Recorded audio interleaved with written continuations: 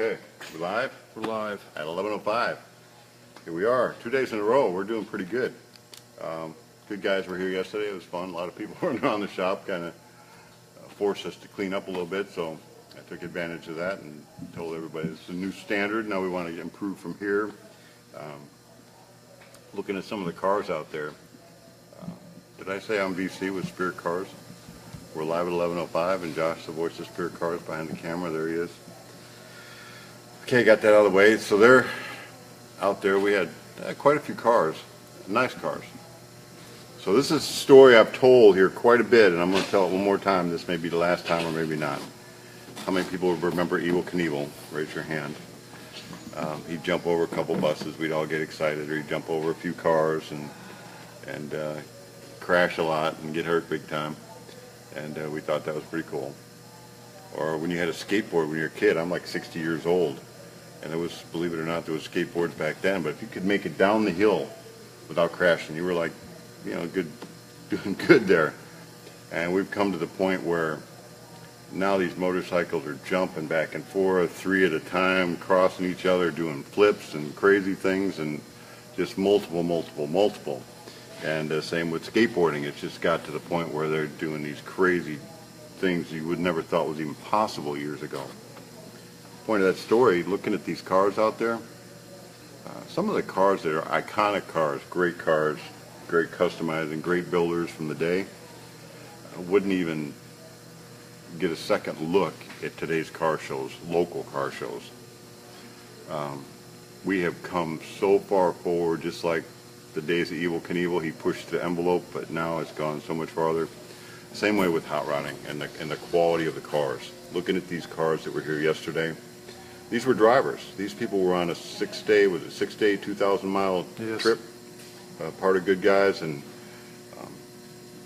interviewed Ed from Good Guys on yesterday's show. You might want to see that. It's a great organization. We used to do their shows a lot when we were on the road more. We just kind of stay home and build hot rods now. But those cars in the parking lot yesterday were beautiful cars. I mean, exceeded the standards of 20 years ago by 10 times. And those were drivers. That's not even trailer queens. And trailer queen is not a derogatory term. When you put so much time and effort into creating a show car, a work of art, I mean, you just don't, if I got a handful of nice rings or whatever, I don't come work in them. I mean, it's the way it is. So if you build a car to that level, you know, why would you not expect to take the utmost care of it in its transportation and its preparation for showing and everything else? Quality's gotten a lot better, but the principles are the same. And today, the Blue Moon's coming together. It's almost not too far. There's a couple cars here not too far from firing up. But when you get the windshield wipers in, and you don't get a lot of choices for windshield wipers. There's some mechanical ones that have a cable that come down, and you can put the motor under the dash. But if you got an electric wiper motor, it's probably all made in the same factory in China. What do you think? Yeah. I think they're all the same. No matter who sells them, it's the same. You can shop price and probably get the same thing. You know, I like to deal with one company that you get good service with, but nonetheless, it's kind of a universal thing. I'm not going to go into the wiring today. If you can read a schematic, you can figure it out. But it's got 4 wires. There are 3 wires. I'm sorry. Where you only need 2 wires to make it go back and forth, and you can switch it in the switch to get the direction going. But you've got an extra wire here so that the motor stays running until it comes to a stopping point. So when you turn your wipers off on the switch, they don't stop right where they're at. They stop when they get back up to the place you have it set to stop. So again, deal with that in a schematic. When you get the wipers, I think going over it right now is not going to be that helpful anyway. But be aware that it does have the 3rd wire, which leaves the motor engaged until it gets to where it's supposed to stop. We get a little package of rubber parts and a washer and a cover and a nut on there. It goes onto it. Nothing says that you are going to be where you mount it from here to where you want your wiper is going to be that length. I mean, it's a random, kind of a random thing. Oh, and Josh is, if he's missing the picture, if he's not getting it, we figured out. Are you using this or no? No. Did you not just get it on? Yeah, I got it on, but no one's saying anything. Okay. Let's try this in the future though. Yeah. He can take my phone instead of having another computer set up. He'll just turn my phone on, watch it. It'll be just a couple second delay. So you'll be watching exactly the same thing that Josh is watching. So if you ask a live question, then he can either ask it or answer it online while he's doing it, or he can ask me or whatever. So we're not doing it today, but we'll try it tomorrow, see how it works. We tried it yesterday, it worked pretty good. So anyway, nothing says this needs to be this length. If you don't want this, if this is the end of where it comes through, I want just enough to get my nut and my washer and all the rubber on it. I don't want it sticking that far out, and have to put my wiper way out here and the glass is down here. That don't work. So there's a threaded, like I would say, collar around this. If you need to make it shorter, make it shorter. Just carefully take you could take a cut-off wheel or something and cut around it. You could take a hacksaw, cut around it, pull it off. Don't cut through the shaft though. Then once you get this cut off to where you need it, it's probably not a bad idea to put the nut on it first, far below where you want to cut it, and that way when you can get it cut, you can take that nut off and it kind of cleans the ends of the threads up, and that's probably should be all you need to do on that. Then your shaft will be too long, once you get that fitted down, and you're going to probably need the same space. You can see it's, what is that, 3/4 of an inch or something like that. Make sure your shaft is that much longer than the collar and you're good to go. The way this goes on to here, it's just a bolt that squeezes the collar, and you squeeze the collar on there. I got to loosen the bolt a little bit and then it goes on. But so as I tighten the bolt, then that would squeeze that collar. The length of this arm, it is what it is. You can see it's got a little pin on there where your wiper was going to slide onto that, and it'll go onto that. A lot of times a wiper like this, the purpose of it is to, I know Good Guys was here yesterday, and I don't know about their 28-point inspection or whatever, but NSRA has an inspection. If you don't have a wiper on, they dink you. You don't get the thing. You don't get the safety test pass. You could do a hand wiper on some of them, and there's hand wipers available. But Rain-X does a pretty good job too, and you got a real nice car, and you're probably not going to drive in the rain, but you don't want to get caught in the rain without something that's going to keep the water off from being a big, a mask on your window. You have to try to see through it. This, at least on, this is the Model A back here that we're putting for Larry, is not going to work on the window. This, let's go to the car here for a second. If you look at the wiper here, why don't you go on this side over here? Look up under there. Now I've got this loose. I've not tightened this nut up on the collar, and I would highly, highly, highly recommend that when this car will have the wipers on it before we, put get ready to start it and get all the wiring done. When you get all the wiring done and hook the battery up, leave that disconnected, because there's no guarantee where this motor is or where it's going to stop.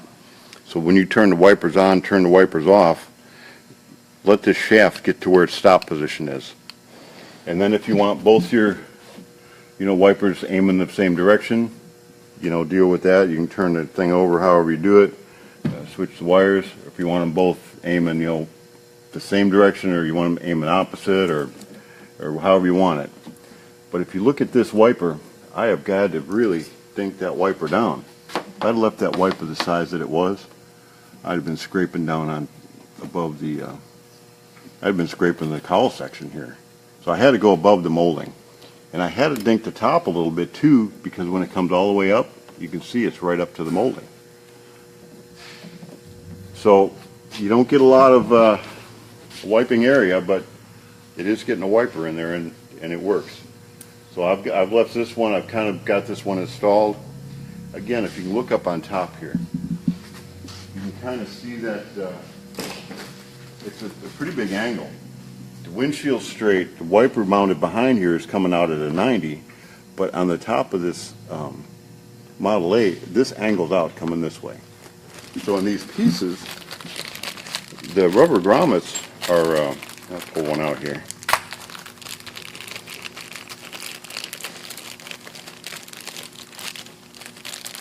You can see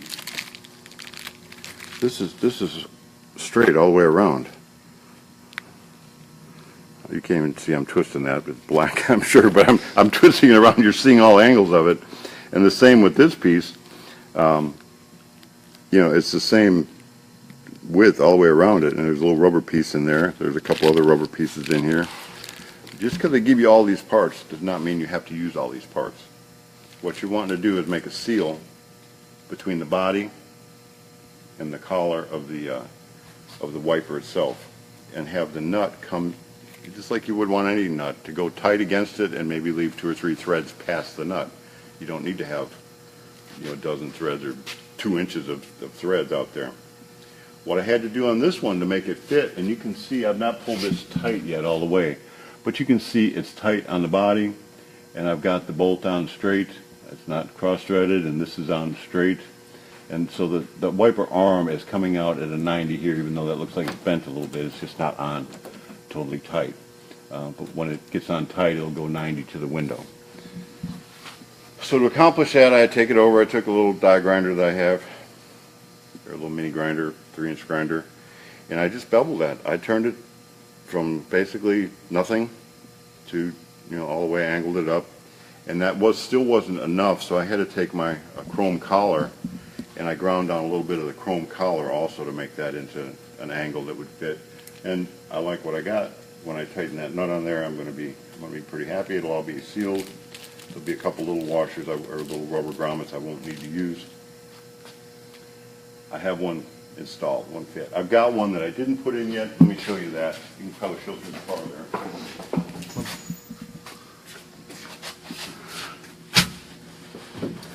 there. A couple things. You're going to want to hide the wipers. You can see this is a little bit gnarly looking up here. We put a pretty wide board here. Now, if we didn't have any board or just a skinnier board, I would have had to cut this down like I was telling you a little earlier. But in this case, I've got it, I put it up there, and I've got just the right width of the threads coming out with everything going together, and I didn't need to cut this. So we accomplished that. We've done it before, so we kind of knew how wide we needed the board up here, and so we got that. First thing I did was drill the hole through the top, straight out. It's very important. I mean, some drills have levels on it, but it's very important that you're going in at your level, going in at 90, and you're not cocked one way or another. You don't want this thing to go in here and be cocked and have this not, you know, being in there sideways or sideways. You want it straight on to get against it. You can see it at the end of the collar. It gets a little wider down in there. It's got these 4 screws that hold the pieces together. So what I've done, and then on this particular one, I needed to go high enough to make sure I cleared my my molding on the outside, which actually you can see up. Can you see this up here? I had to notch my ceiling. I've got a 1/2-inch piece of nitacore in there, but I had to notch that so that my wiper would go up tight against it. I put my wiper in, marked it around the edge, and when I took my little die grinder, and I also beveled this going in here. So this is kind of beveled going in. So now when I push this up tight, I'm tight against that, and this little tab right here, which holds the wiper up on this side, and then the bolt on the other side pulls it tight on the other side, or the nut, I'm sorry. Put it in there. My tab is tight, and you can kind of see over on this side. Can you see the washer of the screw? All I did was run a screw in on that side, and it's tight.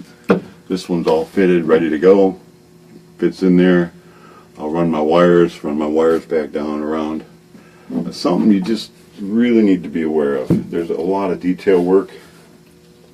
And in talking about earlier the whole Evel Knievel story, and the quality of the cars, you just can't rush through any part of the project. It's about the details. It's about really cleaning up. I mean, just looking at this backing for the gauges here. I mean, back in the day, this stuff wasn't even available. Now it's just every day get it off the shelf, and the quality is nice, and no matter how good you do it, it can always be better. So take care, watch the details. Larry wanted to see the wipers going on, so there you go. You got to see wipers getting installed on your own car. We'll have them going, and got the looms ready to go. So we're not too far away from firing this thing up. Interior's already been made for it, so it'll all snap in. Just because they did the wiring now, or I'm not sorry, the windshield wipers now, and that seemed like it was just one component of the job. You really need to think after that part. Where am I going to put the switch? Am I going to get my wires down to that switch and around and connect it to A, the fuse block, so I got power going there, and then B, to the wipers, and then C, to the switch that's going to turn them on. Where's all that going to be? Where's the wires going to go? Is it going to be under the upholstery? Is it going to go up through here or around there? Is that switch going to be in the way of something else I wanted to do? There's a lot of components. Really try to think through it. You don't have to pre-plan your entire car, but you do at least need to be aware of the components that are going to be in that area. And you know, when you're wiring, everything that gets wired is going to be part of that section, and whether it be the horns or the headlights or we got the cool spreader bar here with lights in it, or tail lights, or a dome light, or I mean, you just got to think about all that and be ready to just continue to move forward when you get to that part. And that doesn't happen if you didn't pre-think it. You're going to be moving back a lot, and then it gets a little frustrating sometimes if that happens too much. I think I described windshield wipers. We have some. Can we sell some? We'll just sell some. We're as fair as some other big companies. We don't have any, do we? Oh, well, we might. We have them. We can have them in a couple days. Yeah, we got a few pair, but they're going on cars. What do we get for $50? $50 for that wiper. It's an electric wiper. It comes with all the parts and gadgets that you just seen in it. So we do offer that kind of stuff. So if you want to call us about that, we can supply that kind of stuff, and make sure you get a little wiring. It doesn't come in the box that it comes from China with, but make sure you get a little wiring diagram how that works. So let's pick I didn't get enough coffee today, so let's just do a coffee break contemplation. Buddy of mine, Ernie Gilcrease, the hot rod man, wrote these couple books, and they're just kind of words of wisdom. A step in the right direction brings happiness, but a step in the wrong direction brings sorrow and confusion. Thoughtful steps help one's life. Thoughtful steps fill one's life with happiness and joy. That's a good one for today. That's an excellent one for today. So it's not just part of how you build your car. I mean, you think ahead, make the right steps. It's going to get there, and you'll be happier about the journey. In life, too, think about it a little bit. Make the right steps, because you start going the wrong direction, it's going to be sorrow, and it's not going to be a good thing. So that's it for today. We still got Friday, right? Yes. So we'll come up with something tomorrow. I don't know what we're going to do tomorrow, but we'll have something, and we'll see you tomorrow.